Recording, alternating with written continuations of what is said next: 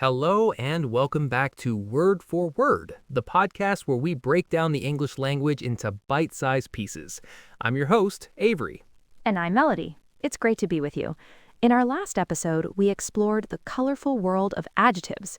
Today, we're going to look at one of their most important jobs, making comparisons. That's right. We're talking about comparatives and superlatives. These are the tools we use to say how things are different from each other. It's a fundamental part of how we describe the world and express opinions. Exactly. The whole system is built on a very simple idea. Comparatives compare two things. Superlatives compare three or more things, and they single one out as being at the extreme end of the scale. Two things versus a group. Got it. So let's start with comparatives. How do we form them? Well, there's a fork in the road, and it all depends on the length of the adjective you're using. The first path is for short adjectives, which are usually one syllable long. Okay, so words like fast, tall, big, small. Exactly. For these, the rule is simple. You just add "er" to the end.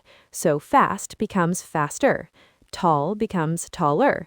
For example, a train is faster than a car. We're comparing two things, a train and a car. And you'll notice in that sentence, we use the word than. That's the magic word that almost always accompanies a comparative adjective. It's the bridge between the two things being compared. She is older than her brother. There are a few little spelling rules to watch out for. If the adjective ends in a single vowel and a single consonant, you double that consonant. So big becomes bigger with two G's. Hot becomes hotter. And if it ends in a Y, like happy or busy, you change the Y to an I before adding so you get happier and busier. Right. So that's path number one for short adjectives. But what about the longer ones? This is path number 2. For adjectives with 2 or more syllables, we generally don't add an ending. It would sound too clunky. We wouldn't say beautifuler. No, we definitely wouldn't. Instead, we put the word more in front of the adjective. So beautiful becomes more beautiful. Expensive becomes more expensive. And the rest of the sentence structure stays the same. This book is more interesting than the last one. Driving is more dangerous than flying. So short words get long words get more. It's a pretty reliable system. But of course, this is English, so there have to be a few rebels. The irregulars. They don't follow either rule. The most common is good. The comparative of good is not gooder, it's better. Right. And the opposite, bad, doesn't become badder, it becomes worse. Another one is far. You can say farther or further. People often use farther for physical distance and further for metaphorical distance. Like, we need to discuss this further. That's the basic rundown of comparatives. So now let's talk about superlatives. When you want to say something is at the very top or bottom of the scale in a group of 3 or more. The great news is that the rules are almost identical to the comparative rules, so they're easy to learn together. For those short one-syllable adjectives, instead of adding you add est. So fast becomes fastest, tall becomes tallest.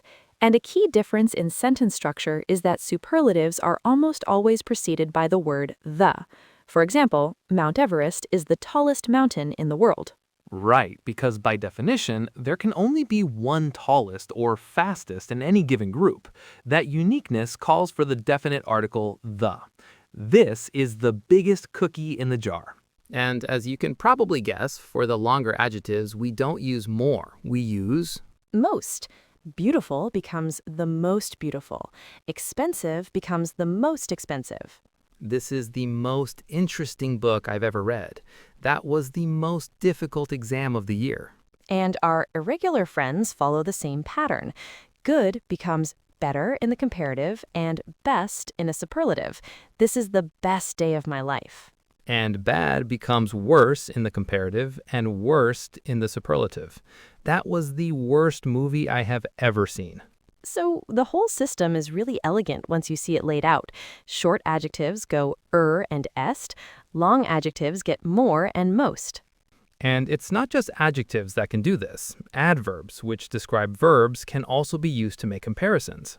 Right, since most adverbs are longer words ending in ly, like quickly or carefully, they almost always follow the more and most rule. For example, he speaks loudly. The comparative is she speaks more loudly than he does. And the superlative is of all the students, she speaks the most loudly. And the irregular adverbs follow our friends good and bad. The adverb for good is well, the comparative is better, and the superlative is best. He plays the piano well, but she plays it better. So, to wrap it all up, making comparisons is a core function of language. English handles it with a pretty consistent system. Add an ending for short words and add a helping word for long ones. And the key is to remember the context. Are you comparing two things? Use a comparative. Are you comparing a whole group and picking the extreme? Use a superlative. Once you master this, your ability to describe the world and express your opinions becomes much more precise and sophisticated. Well said. That's all the time we have for today. Thanks for tuning in to Word for Word.